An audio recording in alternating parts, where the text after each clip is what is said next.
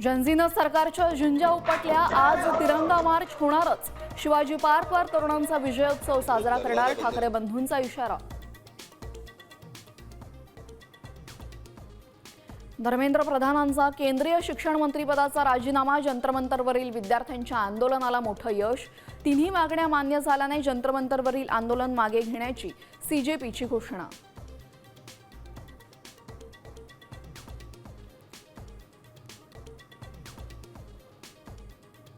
सरकार उलथवण्याची वेळ आलेली आहे। खंबीरपणे उभं राहणाऱ्या प्रत्येक तरुणाचं अभिनंदन आणि अभिमान। राहुल गांधींचं विधान। तर पंतप्रधान मोदींनी विद्यार्थ्यांची माफी मागावी। राहुल गांधींची मागणी।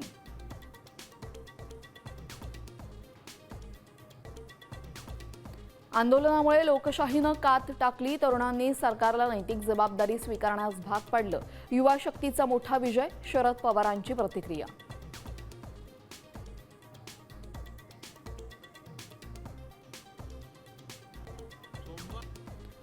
धर्मेंद्र प्रधानांच्या राजीनाम्यानंतर मुख्यमंत्री फडणवीस आणि एकनाथ शिंदेंना तडकाफडकी दिल्लीवरनं बोलावणं।